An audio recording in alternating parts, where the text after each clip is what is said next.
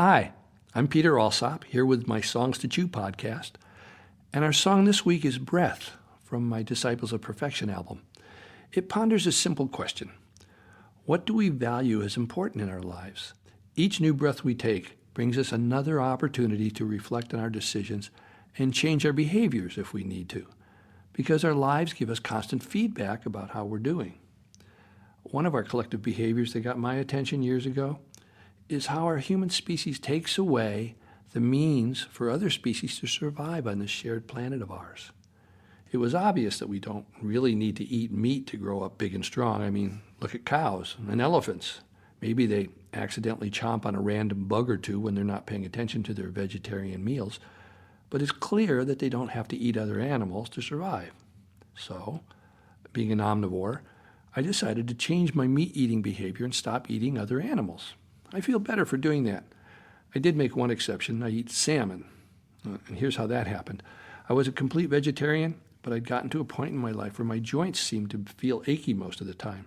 I was visiting my friends Doug Dirt and Airy Larry from the Banana Slug String Band in Santa Cruz, and they suggested that I go see their acupuncturist. She might be able to help. So I went to see her. During the complete interview she did with me, she asked me about my diet. I told her that I only eat vegetables, but then I mentioned, 2 nights ago I had this dream about eating some salmon. Well, she leaned across the desk, and she took me by my shirt collar and pulled me closer, and she widened her eyes and said very slowly, "Then eat some salmon." So I did. And I felt much better. That was many years ago. I still occasionally eat salmon, but no other animals, not even other fish. As I continue to live and breathe, I find myself paying closer attention to what I do and how my behaviors impact my life and the lives of other living creatures around me. And then I reevaluate my choices. Every new breath I take gives me an opportunity to adjust what I've been doing and try new options.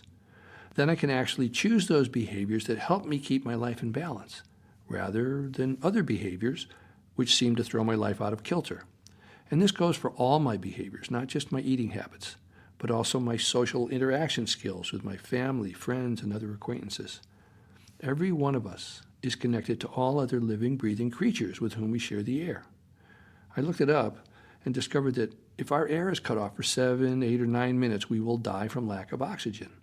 As breathing human organisms, we seem to be able to ignore how fragile and vulnerable we really are.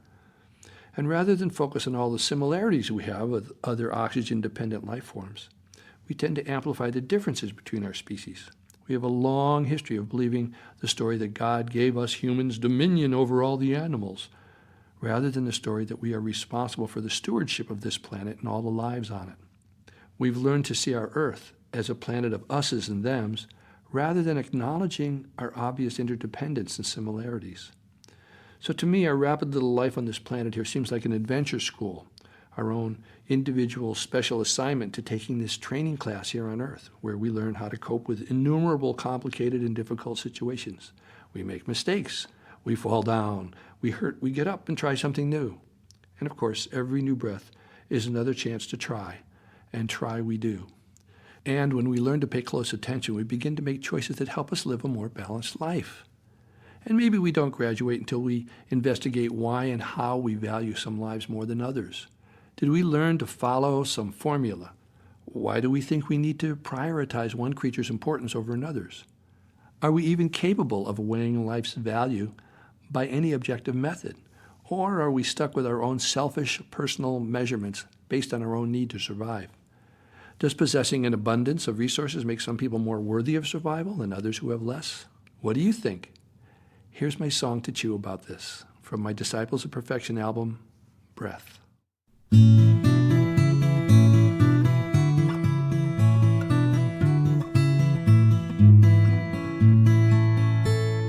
What makes one breath more precious than another when every breath we take is new? All life is sacred on this earth. How you use your breath is up to you. Is your first breath more precious than your last? Or the laughter of your friends, or your lover's gasp, or your mother's sigh, or your baby's cry? another breath is another chance to try. Oh, what makes one breath more precious than another when every breath we take is new? All life is sacred on this earth. How you use your breath is up to you. When the eagle holds his breath, diving through the wind, when the whale breaches, breathes, and sounds the deep again, when the butcher's cow or pig breathes, ready for the blow, is a human breath more precious? What makes us think we know?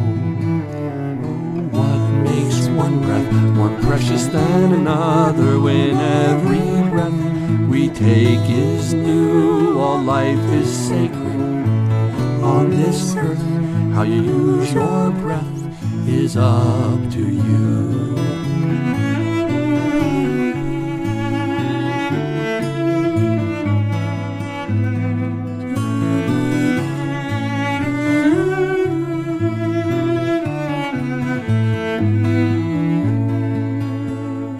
One breath at a time is all we really get. If we're still breathing, then we're not dead yet. Though we worry about our future and our past may have regrets, we're birds of a feather, we all breathe this air together. Oh, what makes one breath more precious than another when every breath we take is new? All life is sacred on this earth. How you use your breath is up to you. All life is sacred on this earth. How you use your breath is up to you. My nephew Marshall McDaniel plays cello on that, and my dear friend Shelby Flint adds the background vocals. I'm currently gathering songs for another album for families to address how men and women can help boys widen their circle of caring as they grow older. Naturally, in order to guide and set a good example, us older humans need to be ever vigilant about the hidden messages and stories we've grown up with in our own patriarchal and capitalistic culture. We've learned that diversity can be scary. We've learned as men and boys to be very alert to the parameters in certain social settings, so we know which of our behaviors will be acceptable and which ones won't.